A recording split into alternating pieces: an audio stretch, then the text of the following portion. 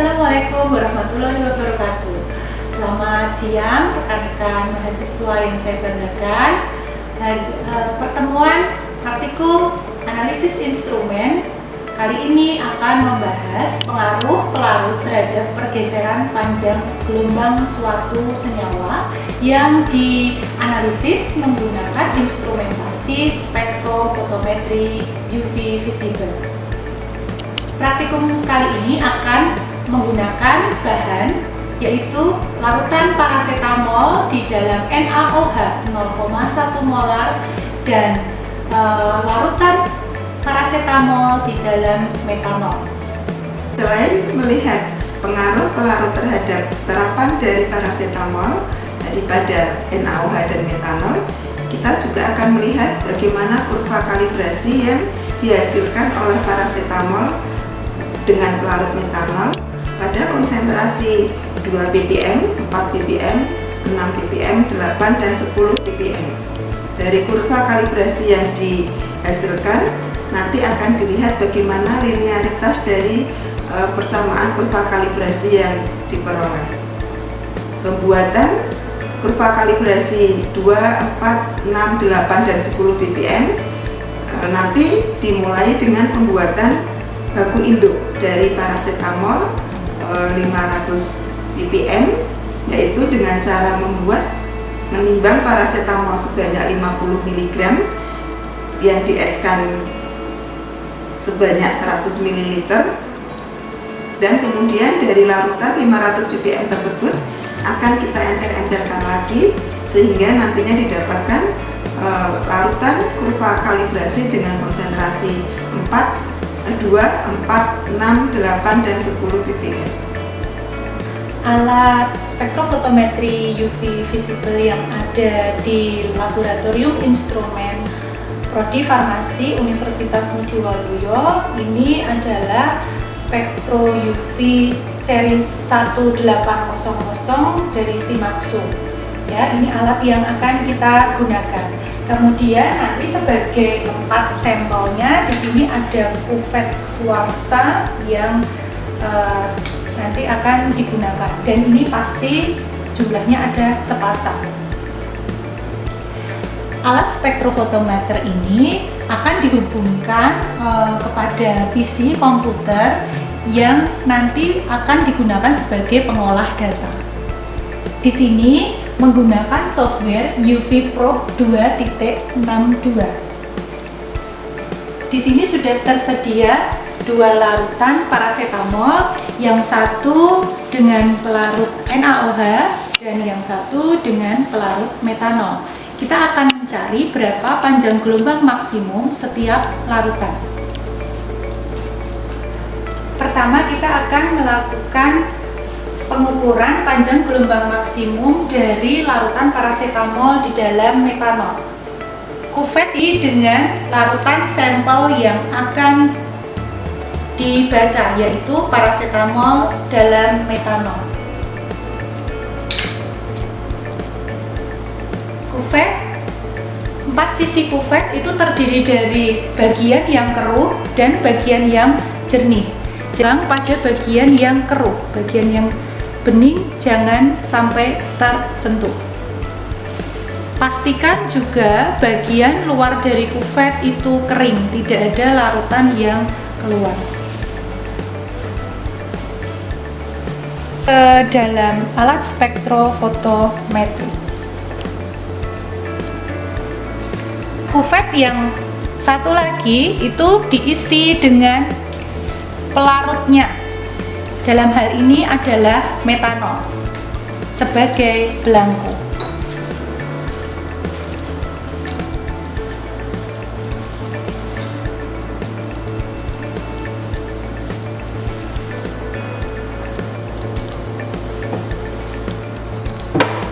Operasikan dengan PC yang ada menggunakan option spektrum. Kemudian kita harus melakukan setting berapa panjang gelombang yang akan kita gunakan untuk scanning panjang gelombang maksimum dengan cara klik method atau lambang M di bagian sini. Parasetamol secara teoritis memiliki panjang gelombang di sekitar 240 nanometer. Oleh sebab itu, pada scanning panjang gelombang maksimum ini di sini disetting dari 200 hingga 400. Setelah semuanya dilakukan setting panjang gelombang, maka siap dibaca. Rekan-rekan, setelah tadi kita melakukan scanning panjang gelombang maksimum larutan parasetamol dalam metanol, selanjutnya kita akan melakukan scanning panjang gelombang maksimum larutan parasetamol di dalam NaOH. Langkah-langkahnya sama seperti pada penetapan panjang gelombang maksimum parasetamol dalam metanol tadi. Kemudian kita akan mendapatkan spektrumnya. Dan ternyata panjang gelombang maksimum larutan parasetamol dalam metanol didapatkan sebesar 248,1 nanometer dan panjang gelombang maksimum larutan parasetamol di dalam NaOH sebesar 256 nanometer. Sehingga dari larutan parasetamol di dalam metanol dibandingkan larutan parasetamol di dalam NaOH terjadi pergeseran batokromik atau pergeseran ke arah panjang gelombang yang lebih besar. Dan ini terjadi karena efek pelarut. Seperti juga yang sudah saya jelaskan di dalam perkuliahan analisis instrumen teoritis. Ya, ketika kita berkuliah analisis instrumen teori, saya menjelaskan tentang solvent effect. Nanti rekan-rekan untuk pembahasan di dalam laporan akhir silakan dibahas mengapa ketika menggunakan pelarut NaOH terjadi pergeseran batokromik jika dibandingkan dengan pelarut metanol. Sekian untuk praktikum pergeseran panjang gelombang. Selanjutnya adalah untuk pembuatan kurva kalibrasi menggunakan spektrofotometer UV vis. Ya, melanjutkan ke materi selanjutnya, yaitu terkait dengan pembuatan kurva kalibrasi. Langkah pertama yang dilakukan saat membuat kurva kalibrasi adalah membuat parasetamol dengan konsentrasi 2 ppm, 4 ppm, 6 ppm, 8 ppm, dan 10 ppm. Parasetamol dengan konsentrasi 2, 4, 6, 8, dan 10. Selanjutnya dilakukan pembacaan terhadap serapan masing-masing.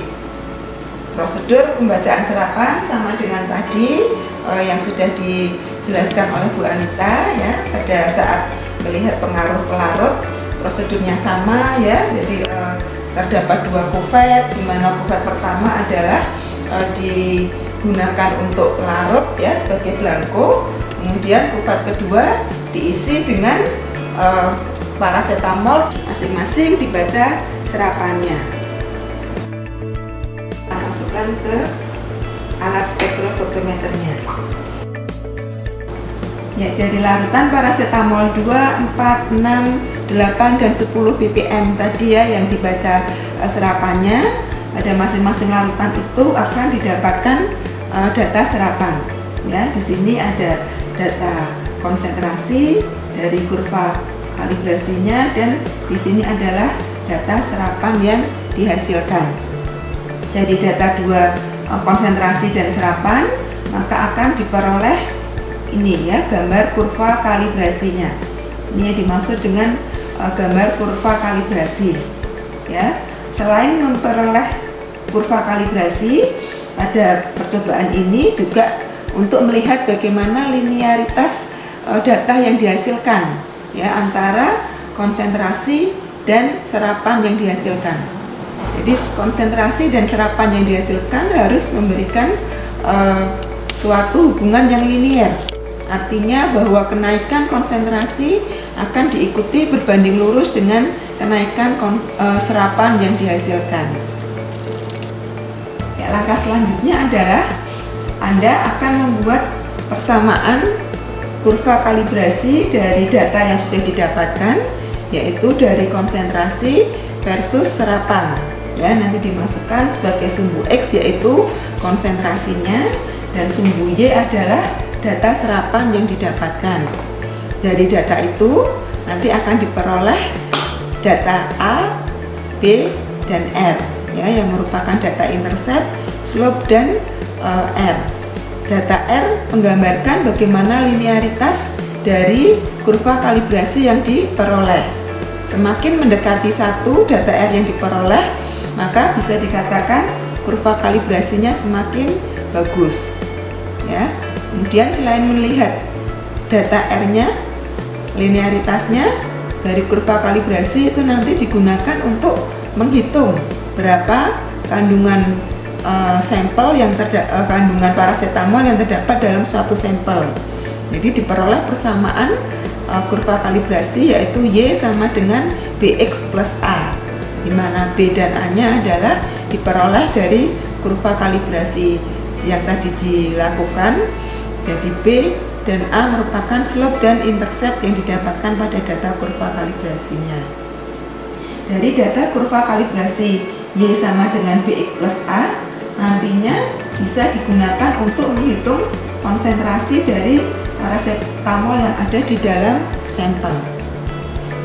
Ya, demikian untuk pertemuan hari ini terkait dengan pembuatan kurva kalibrasi parasetamol.